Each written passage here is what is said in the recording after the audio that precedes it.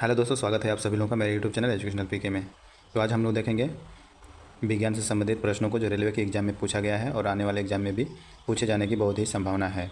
तो चलिए बिना देर करते हुए प्रश्न की तरफ बढ़ते हैं और देखते हैं प्रश्न दिया हुआ है, भौतिक गुण किस पर निर्भर करते हैं। ऑप्शन ए दिया है परमाणु का आकार, ऑप्शन बी दिया है प्रोटॉन का आकार, ऑप्शन सी दिया है न्यूट्रॉन का आकार और ऑप्शन नंबर डी दिया है इलेक्ट्रॉन की संख्या पर। तो इसका सही जवाब हो जाएगा ऑप्शन नंबर ए, परमाणु के आकार पे भौतिक गुण निर्भर करते हैं। इसके बारे में कुछ देखेंगे। परमाणु तत्व का वह छोटा से छोटा कण है जो किसी भी रासायनिक अभिक्रिया में भाग ले सकता है परंतु स्वतंत्र अवस्था में नहीं रह सकता। परमाणु विद्युतः उदासीन होते हैं। सबसे पहले इलेक्ट्रॉन के आवेश का सफलतापूर्वक जो निर्धारण किया था वो मिलिकॉन थे, जो तेल बूंद प्रयोग विधि से किया था। दोस्तों, इसको याद रखना, परीक्षा में पूछे जाने की संभावना है। आगे देखेंगे, इलेक्ट्रॉन, प्रोटॉन तथा न्यूट्रॉन की खोज क्रमशः जे थॉम्सन, गोल्डस्टीन और चैडविक ने किया था। यानी कि इलेक्ट्रॉन की खोज जे थॉम्सन ने किया था, प्रोटॉन की खोज गोल्डस्टीन ने किया था और न्यूट्रॉन की खोज चैडविक ने किया था।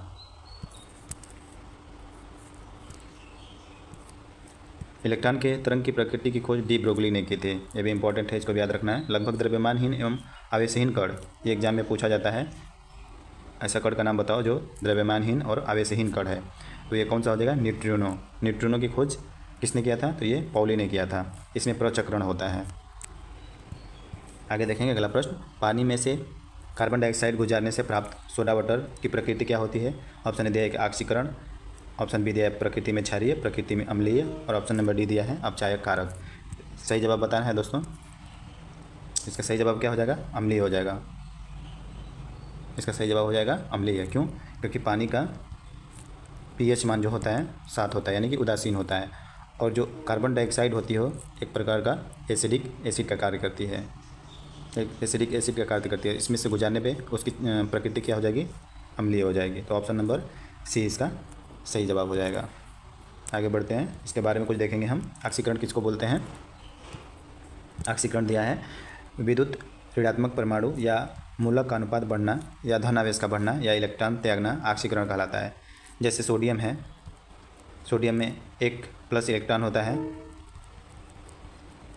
तो एक इलेक्ट्रॉन को त्याग देगा ये, तो इसको ही क्या बोलते हैं? ऑक्सीकरण बोलते हैं।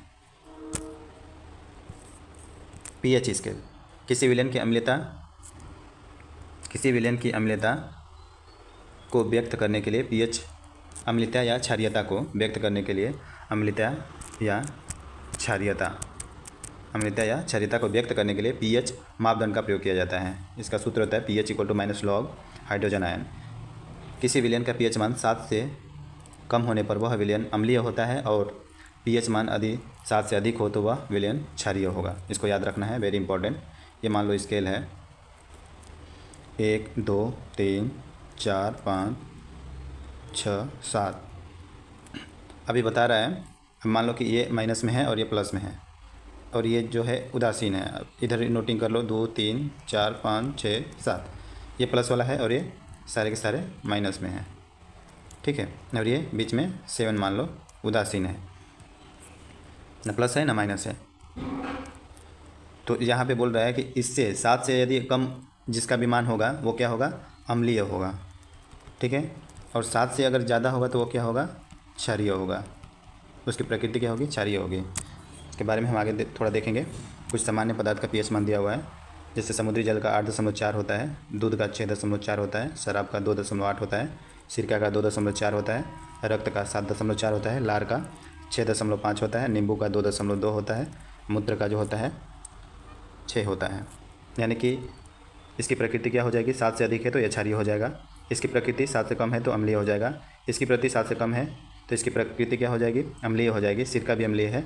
रक्त का क्या दिया है? 7 से अधिक दिया है तो इसकी प्रकृति क्या हो जाएगी? क्षारीय हो जाएगी, क्योंकि 7 से अधिक है। लार 7 से कम है तो ये अम्लीय हो जाएगा। नींबू अम्लीय हो जाएगा। मूत्र भी अम्लीय हो जाएगा। उम्मीद है दोस्तों आप लोग समझ गए होंगे पीएच मान, अम्लता और क्षारीयता को समझने के लिए। आगे देखेंगे अगला प्रश्न, डायलिसिस प्रक्रम किससे संबंधित है। ऑप्शन ए दिया है यकृत, ऑप्शन बी दिया है वृक्क, ऑप्शन सी दिया है आँखें, ऑप्शन डी दिया है मस्तिष्क। तो इसमें सही जवाब बताना है आपको। इसमें सही जवाब हो जाएगा ऑप्शन नंबर बी हो जाएगा। इसका सही जवाब है ऑप्शन नंबर बी, वृक्क।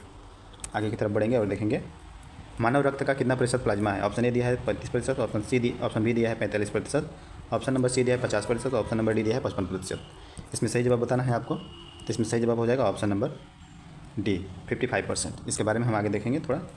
प्लाज्मा द्रव रूप में होता है जिसमें 55% होता है, और प्लाज्मा में भी पानी का जो प्रतिशत होता है लगभग 91 से 92% तक होता है, जिसमें प्रोटीन जो है 7% होता है।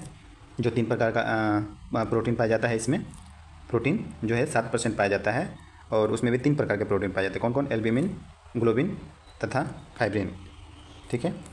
और ये जो ठोस पदार्थ है, प्लाज्मा 2 रूप में होता है, द्रव और ठोस में। तो द्रव वाली जो प्रतिशत होती है वो 55% होती है, ठोस में जो होता है 45% होता है, जिसमें RBC, WBC और प्लेटलेट्स आ जाते हैं।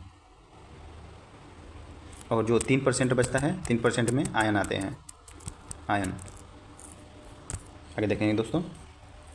मिल्क ऑफ मैग्नीशिया, ये लीक नहीं है, मिल्क ऑफ मैग्नीशिया है। मिल्क ऑफ मैग्नीशिया इसमें से किसको कहा जाता है? कैल्शियम सल्फेट, ऑप्शन बी दिया है मैग्नीशियम हाइड्रोक्साइड, ऑप्शन सी दिया है मैग्नीशियम सल्फेट, ऑप्शन डी दिया है मैग्नीशियम ऑक्साइड। तो इसका सही जवाब बताना है अपने को। इसका सही जवाब क्या हो जाएगा दोस्तों? इसका सही जवाब हो जाएगा मैग्नीशियम हाइड्रोक्साइड। ये एक एंटा एसिड होता है, ये एक एंटा एसिड होता है जो हमारे भोजन को पचाने में सहायक होता है। आगे की तरफ बढ़ेंगे। अगला प्रश्न देखेंगे। जापानी इंसेफ्लाइटिस बीमारी का कारण क्या है? Option A virus, option B protozoa, option C दिया है कवक, ऑप्शन डी दिया है जीवाणु। इसका सही जवाब हम बताएंगे। तो इसका सही जवाब क्या हो जाएगा? Option number A virus. अगला प्रश्न देखेंगे। निम्नलिखित में से कौन सा एंजाइम नहीं है? ऑप्शन ए दिया है लाइपेज, ऑप्शन बी दिया है एमाइलेज, ऑप्शन सी दिया है ट्रिप्सिन, ऑप्शन डी दिया है गैस्ट्रिन। तो इसका हमको सही जवाब बताना है। इसका सही जवाब क्या हो जाएगा? इसका सही जवाब हो जाएगा ऑप्शन नंबर डी गैस्ट्रिन। क्या है? गैस्ट्रिन एक जूस है। गैस्ट्रिन क्या है? एक जूस है जो अग्न्याशय में क्या पाया जाता है। लाइपेज एक प्रकार का एंजाइम है जो लाइपेज क्या करता है? फैट को पचाता है। एमाइलेज क्या करता है? एमाइलेज कार्बोहाइड्रेट को पचाता है। और जो ट्रिप्सिन है, ट्रिप्सिन किसको पचाता है? तो ट्रिप्सिन किसको पचाता है? प्रोटीन को पचाता है। किसको पचाता है? प्रोटीन को। और ये तीनों जो है, ये तीनों एंजाइम कहाँ पाए जाते हैं? तो ये अग्न्याशय में। कहाँ पाए जाते हैं? अग्न्याशय। कहाँ पाए जाते हैं? ये अग्न्याशय में पाए जाते हैं। उम्मीद है दोस्तों आप लोगों को समझ में आ गया होगा। चलिए देखते हैं। अगला प्रश्न है आपकी तरफ। निम्नलिखित में से कौन एक AMU के बराबर होता है? ऑप्शन ए दिया हीलियम परमाणु के द्रव्यमान का 1/6वां भाग, और ऑप्शन नंबर बी दिया हाइड्रोजन परमाणु के द्रव्यमान का 1/8वां भाग, और ऑप्शन नंबर सी दिया है ऑक्सीजन परमाणु के द्रव्यमान का 1/12वां भाग, और ऑप्शन नंबर डी दिया है कार्बन परमाणु के द्रव्यमान का 1/12वां भाग। तो इसको याद करने का सिंपल सा तरीका है, 1/6वां तो नहीं होगा, 1/12वां ही होता है। 12वां में भी जो होता है कार्बन, जो होता है कार्बन का 1/12वां भाग एक AMU के बराबर होता है। इसीलिए ऑप्शन नंबर डी सही हो जाएगा। आगे देखेंगे। ट्रिटियम निम्नलिखित में से किस तत्व का आइसोटोप है? ऑप्शन ए दिया है कार्बन, ऑप्शन बी दिया है हाइड्रोजन, और ऑप्शन नंबर सी दिया है ऑक्सीजन, और ऑप्शन नंबर डी दिया है नाइट्रोजन। इसमें हमको सही जवाब बताना है। तो इसका सही जवाब क्या हो जाएगा? ऑप्शन नंबर क्या हो जाएगा? ये किसका है? हाइड्रोजन का आइसोटोप होता है। हाइड्रोजन का आइसोटोप होता है। तो हाइड्रोजन का आइसोटोप कैसे होता है? 1H1 होता है, 1H2 होता है, 1H3 होता है। इसको क्या बोलते हैं हम? इसको क्या बोलते हैं? इसको हम बोलते हैं प्रोटियम।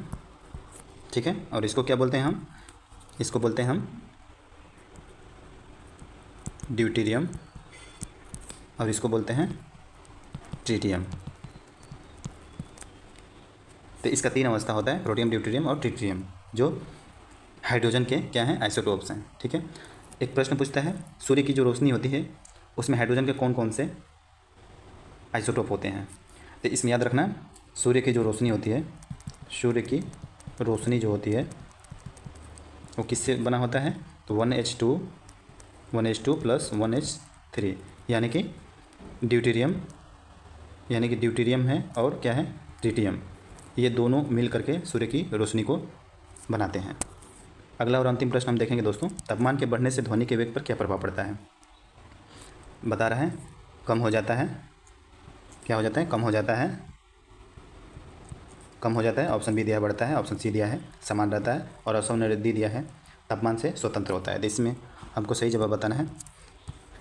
इसका सही जवाब क्या हो जाएगा? इसका सही जवाब हो जाएगा ऑप्शन नंबर बी हो जाएगा, क्योंकि जो ध्वनि का वेग है, ध्वनि का वेग ये डायरेक्ट जो इसका संबंध होता है वो किससे होता है? तापमान से होता है, अनुक्रमानुपाती होता है तापमान से। यानी कि ध्वनि का अगर वेग बढ़ेगा तो तापमान भी बढ़ेगा, या तापमान बढ़ेगा तो ध्वनि का वेग भी बढ़ेगा। तापमान यदि घटेगा, ध्वनि का भी वेग क्या होगा? घटेगा। तो दोस्तों ये क्लास यहीं पर समाप्त होता है। कमेंट करके ज़रूर बताइए कि ये क्लास कैसा लगा। यदि आपको अच्छा लगा है तो यही सीजन हम स्टार्ट करेंगे और आपके परीक्षा तक ऐसे ही महत्वपूर्ण क्वेश्चनों को आपके सामने रखेंगे। तो यदि हमारे वीडियो को पहली बार देख रहे हो तो हमारे चैनल को सब्सक्राइब कीजिए, हमें भी मोटिवेशन मिले और आपके लिए ऐसे ही मज़ेदार वीडियो लेकर आ सकें जो आपके एग्ज़ाम की दृष्टि से बहुत ही हेल्पफुल हो और परीक्षा में आने की संभावना हो। तो मिलते हैं दोस्तों अगले वीडियो में, तब तक के लिए नमस्कार, जय हिंद।